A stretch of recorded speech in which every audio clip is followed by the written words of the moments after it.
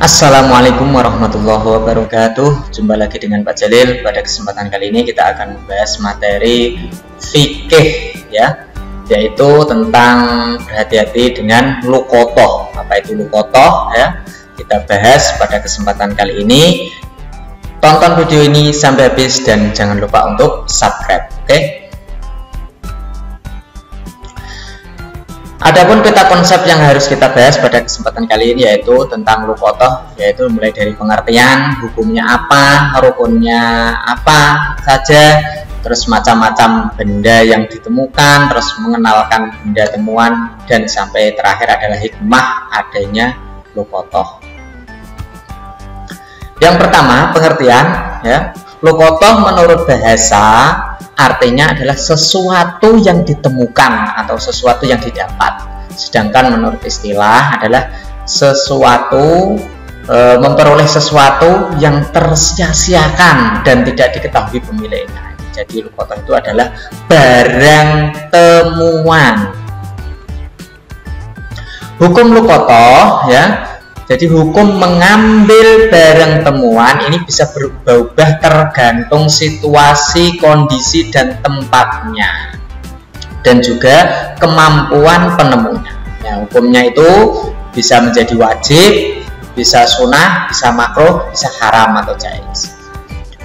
Wajib, ya, kategori wajib adalah wajib mengambil barang temuan bagi penemunya apabila orang tersebut percaya kepada dirinya, percaya diri bahwa ia mampu mengurus benda-benda penemuan tersebut sebagaimana mestinya, dan terdapat sangkaan berat bila benda itu tidak diambil atau tidak ketika ditemukan itu tidak diambil, diamankan, itu akan hilang sia-sia dan diambil oleh orang-orang yang tidak bertanggung jawab. Maka hukum mengambilkan barang tersebut adalah wajib, barang temuan tersebut. Sedangkan sunnah ini adalah mengambil benda-benda temuan bagi penemunya apabila penemu ini percaya diri bahwa ia mampu memelihara benda tersebut. Tetapi apabila tidak diambil, jika dibiarkan saja, itu tidak khawatir akan hilang sia-sia atau diambil orang yang tidak bertanggung jawab. Ini hukumnya menjadi sunnah. Sedangkan hukum makruh adalah bagi orang yang menemukan harta kemudian masih ragu-ragu apakah dia mampu dirinya itu ya memelihara benda tersebut atau tidak. Jadi itu mampu atau tidak itu ragu-ragu.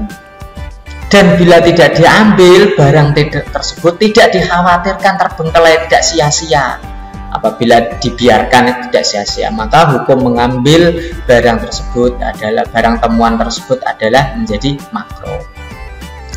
Yang selanjutnya, hukum mengambil barang temuan itu menjadi haram karena bagi orang yang menemukan itu merasa dirinya itu seorang yang tamak dan yakin betul bahwa dirinya tidak akan mampu melihara barang tersebut, maka haram mengambil barang temuan tersebut. Yang kelima adalah hukumnya menjadi mubah atau jaiz atau boleh jika luqathah atau barang yang ditemukan ini tidak bertuan atau di jalan dan tidak memiliki seseorang atau selain tanah haramkah.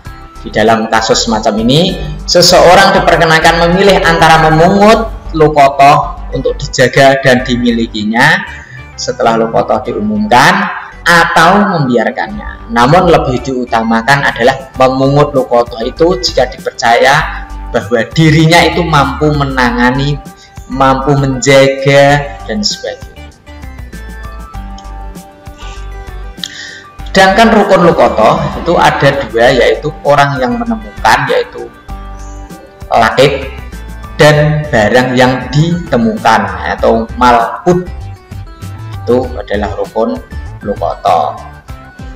Sedangkan macam-macam barang temuan itu berbagai macam. Yang pertama adalah bendanya itu tahan lama.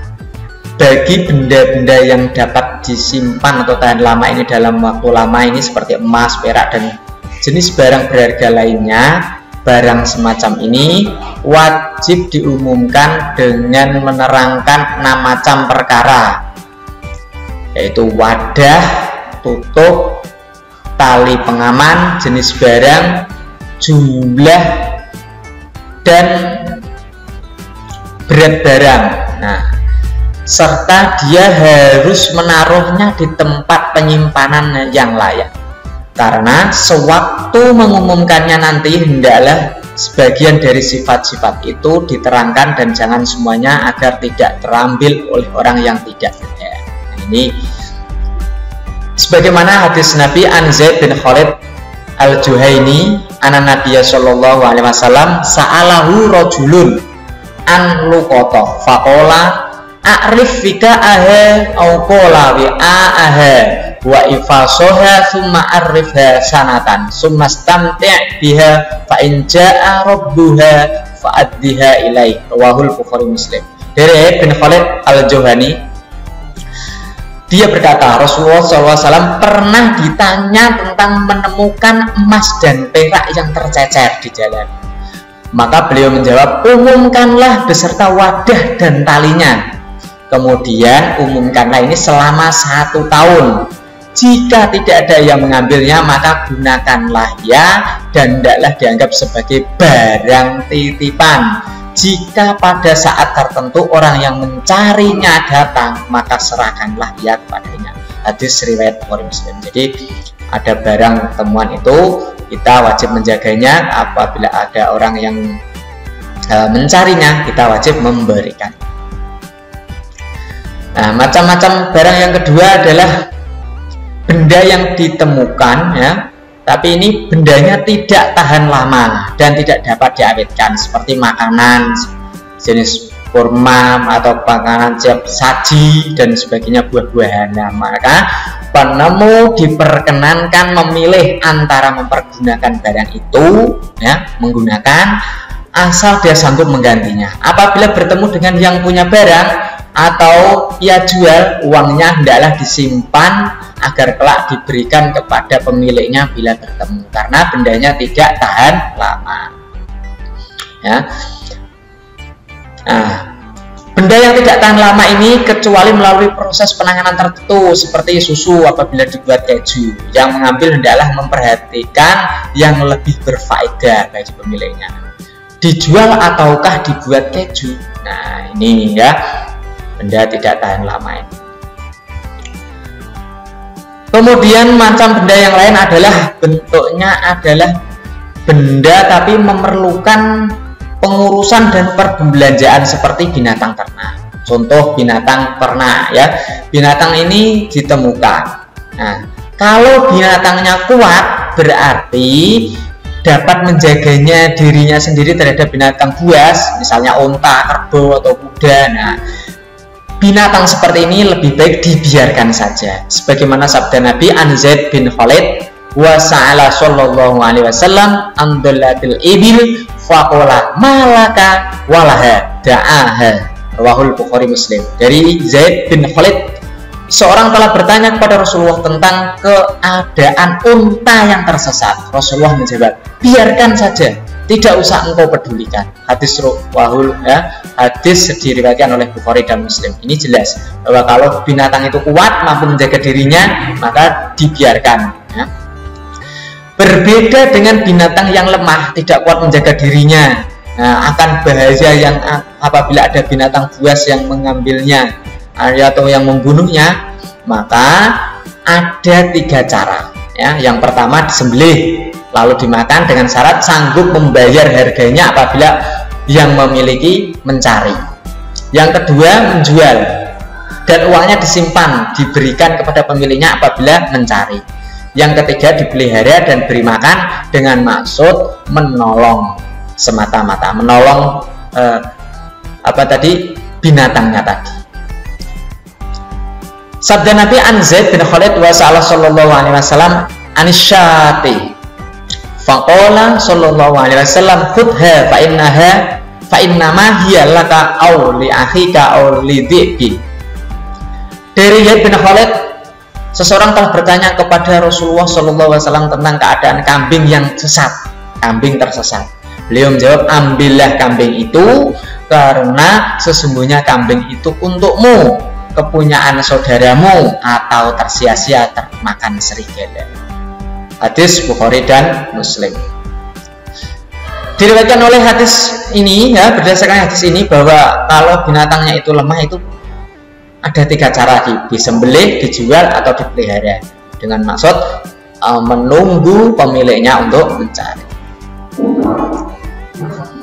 Nah, kewajiban bagi penemu benda temuan adalah menyimpan dan memeliharanya dengan baik serta mengumumkannya sampai waktu yang tidak ditentukan, ya.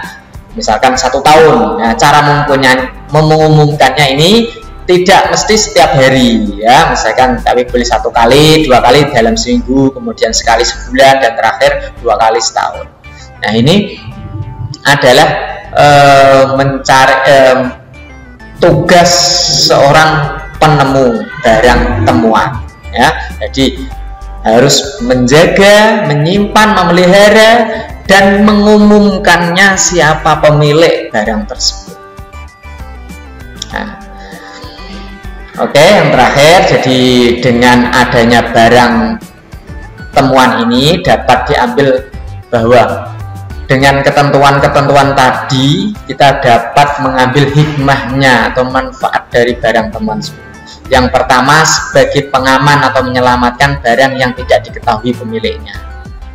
Yang kedua, menghormati hak milik orang dan memisahkannya dari hak pribadi kita. Yang ketiga, mendidik untuk berlaku jujur dan percaya diri, terutama bagi yang menemukan barang. Yang keempat, menumbuhkan rasa solidaritas, rasa kesetiakawanan dalam hidup bermasyarakat, karena kita mampu menjaga, memelihara kejujuran tersebut. Yang kelima, membahagiakan orang yang kehilangan barang apabila barangnya itu ditemukan kemudian diserahkan kepadanya. Pasti orang yang merasa kehilangan tersebut akan merasa senang dan akan otomatis membalas kepada seorang penemunya. Jika kemungkinan pemiliknya tidak datang, dapat dimanfaatkan, bahkan pada akhirnya bisa menjadi hak miliknya. Tapi ingat, ini menunggu selama kurang lebih itu 1 tahun, ya. Ya, demikian ya pembahasan tentang lukotoh, ya. Sekarang untuk tugasnya ini, ya, ada 5 tugas yang harus dikerjakan, selanjutnya bisa dikirim di Classroom. Ya, demikian pertemuan pada kesempatan kali ini, ya. Silahkan tambah referensi yang lain. Terima kasih telah menonton video ini. Sampai jumpa dan assalamualaikum warahmatullahi wabarakatuh.